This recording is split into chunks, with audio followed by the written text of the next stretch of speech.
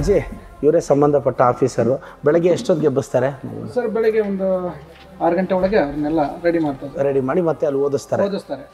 ಅವ್ರು ಎಲ್ಲಿವರೆಗೂ ಹೋಗಂಗಿಲ್ಲ, ಅಲ್ಲೇ ಇದ್ರ ಬೀಡಿಂಗ್. ತಿಂಡಿ ಎಲ್ಲ ಚೆನ್ನಾಗಿ, ಬೆಳಗ್ಗೆ ತಿಂಡಿ, ಮಧ್ಯಾಹ್ನ ಊಟ, ಮತ್ತೆ ರಾತ್ರಿ ಊಟ, ಮತ್ತೆ ಸ್ನ್ಯಾಕ್ಸು, ಕಾಫಿ, ಟೀ, ವಾರಕ್ಕೊಮ್ಮೆ ಚಿಕನ್ನು, ಮತ್ತೆ ಮೊಟ್ಟೆ, ಬಾಳೆಹಣ್ಣು. ಪ್ರತಿದಿನ ಒಂದಿನ ಮೊಟ್ಟೆ, ಒಂದಿನ ಬಾಳೆಹಣ್ಣು.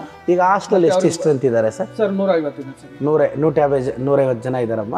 ಅಲ್ಲಿ ಒಳ್ಳೆ ಊಟ ತಿಂಡಿ ಎಲ್ಲ ಕೊಡ್ತಾರೆ ಆಫೀಸರು. ಈಗ ಇವ್ರು ನೋಡಬೇಕು ಅಂದರೆ ಎಷ್ಟು ದಿನಕ್ಕೆ ಒಂದ್ಸಲ ಬರ್ಬೋದು ಸರ್? ವಾರಕ್ಕೊಮ್ಮೆ ಬರ್ಬೋದು. ವಾರಕ್ಕೆ ಒಕ್ಕಿತ ಗೌರಿಬಿದನೂರು ಹಾಸ್ಟ್ಲಿಗೆ ಈ ಆಡೋದೆ ತಿರುಗಿ ನೆಕ್ಸ್ಟ್ 6ನೇ ಕ್ಲಾಸ್ಗೆ ಇಲ್ಲೇ ಹಾಕೋಣ. ಇದು ಮಾಡೋಣ, ಚೆನ್ನಾಗಿ ಓದಬೇಕಮ್ಮ. ಹಾಂ,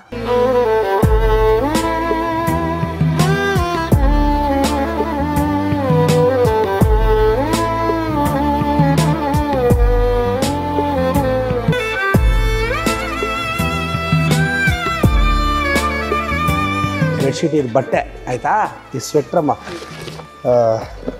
ಎಲ್ಲ ಇದು. ಯಾಕೆಂದರೆ ಈಗ ಅವ್ರ ತಂದೆ ತಾಯಿ ಇದ್ದಿದ್ರೆ ಇವೆಲ್ಲ ಕೊಟ್ಟು ಕಳಿಸೋರು ಹಾಸ್ಟ್ಲಿಗೆ. ನಾನು ಇದನ್ನೆಲ್ಲ ನಾವು ಕೊಡ್ತೀರಲ್ಲ, ಆದರೂ ನನ್ನ ಜವಾಬ್ದಾರಿ ಅಲ್ವಾ. ಸುಡಮ್ಮ, ಇದು ಪೆನ್ಸಿಲ್ಲು ಅಂತ ಏನಾ, ಇದು ಬಾಕ್ಸ್ ಅದಕ್ಕೋ. ನೇನು ನೋಡು, ನಾ ಫ್ರೀ ನೋಡು, ನಾನು ಫ್ರೀ ಇದ್ದಾಗ ಬಂದು ಮಾತಾಡ್ಸ್ಕೊಂಡು ಹೋಗ್ತೀನಿ ಸರ್. ತಂದೆ ತಾಯಿ ಇಲ್ಲದೆ ಇರೋ ಮಗು ಜೋಪಾನವಾಗಿ ನೋಡ್ಕೊಳ್ಳಿ, ಚೆನ್ನಾಗಿ ಓದಿಸಿ. ನೀವು ನೀನು PUC ಚೆನ್ನಾಗಿ ಓದಮ್ಮ. ಅಮ್ಮ ಚದುನೆ PUCಲ ಪಾಪ ಸೈನ್ಸಿಗೆ చదువుతుంది అంటే నా కాలేజీకే వేసుకొని చదివిస్తాను. తిరిగి పాప MBBS ఇంజనీరింగ్ పోతుంది అంటే నాదే అకాడమీ కోచింగ్ ఇస్తాను. బాగా చదువుకుంటుంది. ಅಮ್ಮ ಚೆನ್ನಾಗಿ ಓದಬೇಕು. ಹಬ್ಬಕ್ಕೆಲ್ಲ ಮನೆಗೆ ಕಳಿಸ್ತೀರಾ? ಕಳಿಸ್ತಿಲ್ಲ ಅಂದ್ರೆ ನಾವು ಅಲ್ಲೇ ಇಟ್ಕೊಳ್ತೀವಿ. ಹಾಂ, ಇವರು ಪಂಡುಗಳಿಗೆ ನೀವು ಬೇಕು ಅಂದರೆ ಕರ್ಕೊಂಬರ್ಬೋದಮ್ಮ. ಇಲ್ಲ ಅಂದರೆ ಆ ಮಗುನ ಅಲ್ಲೇ ಇರ್ಬೋದು. ಅಮ್ಮ ಏನು ಗೊತ್ತಾ, ಚೆನ್ನಾಗಿ ಓದ್ಕೋಬೇಕಮ್ಮ. ಚೆನ್ನಾಗಿ ಓದ್ಕೋಬೇಕು. ನೀನು ಚೆನ್ನಾಗಿ ಓದಿ ಒಳ್ಳೆ ಲೆವೆಲ್ಗೆ ಹೋಗ್ಬೇಕು. ನಿಮ್ಮ ಅಪ್ಪ ಅಮ್ಮ ಹೆಸರು ಉಳಿಸ್ಬೇಕು.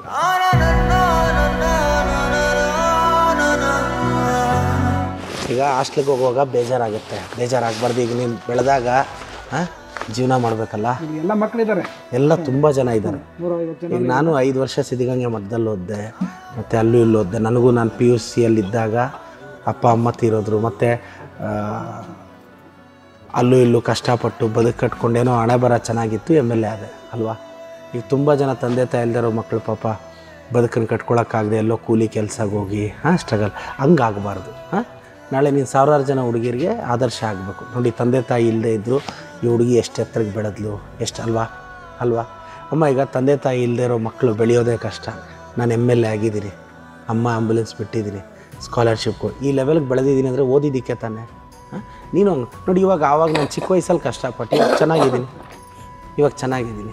ನಾನು ನಿನಗಿಂತ ಬಡತನದಲ್ಲಿದ್ದೆ. ಭಯ ಬೀಳ್ಬೇಡ, ಚೆನ್ನಾಗಿ ಓದಬೇಕು ಸರ್. ಡೈಲಿ ಆ ಮಗು ಏನೋದುತ್ತೇನೋ ಅಂತ ನೀವೊಂದು ರಿಪೋರ್ಟ್ ಕಳಿಸ್ಕೊಂಡು ಚೆನ್ನಾಗಿ ಓದಬೇಕು. ಡೈಲಿ 2 ಅವರ್ 3 ಅವರ್ ಓದಿದ್ರೆ ಒಳ್ಳೆ ಕಾಲೇಜ್ಗೆ ಹೋಗ್ತೀಯ, ಆಯಿತಾ. ಏನು ಅವ್ರ ತಂದೆಯವ್ರಿಗೆ ಏನಾಗಿತ್ತಣ್ಣ? ತಂದೆಯವ್ರಿಗೆ ಏನಾಗಿತ್ತು? ಮಂತ್ರಾಲಯಕ್ಕೆ ಹೋಗಿದ್ರು. ಸ್ನಾನಕ್ಕೆ ಅಂತ ಹೇಳಿದವನೇ ಹೋಗ್ಬಿಟ್ಟು 10 ಕಿಲೋಮೀಟರ್ ಆಚೆ ಹೋಗಿ ಗಡ್ಡಿಗೆ 10-12 ಕಿಲೋಮೀಟರ್ ದೂರದಲ್ಲಿ ಹೋಗಿ ಸೈಡ್ ತಳ್ಳಿಬಿಟ್ಟಿದ್ದೀನಿ.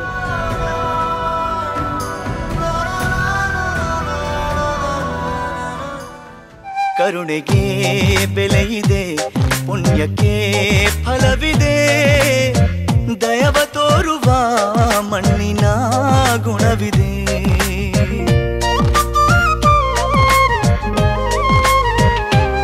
ಸಾವಿನ ಸುಳಿಯಲಿ ಸಿಲುಕಿದ ಜೀವಕ್ಕೆ ಜೀವ ನೀಡುವ ಹೃದಯವೇ ದೈವವು ಹರಿಸಿದ ಕೈಗಳು ನಮ್ಮನ್ನು ಬೆಳೆಸುತ್ತಾ ವಿಧಿಯ ಬರಹವಾಗಿ ಮೌನದಲ್ಲೇ ನಮ್ಮನ್ನು ಕಾಯುತ್ತಾ ಪ್ರತಿಫಲ ಬಯಸದೆ ತೋರಿದ ಕರುಣೆಯು ಮೊದಲು ಮನುಜನೆಂಬ ಸಾರ್ಥಕತೆಯ ನೆಮ್ಮದಿ ತರುವುದು.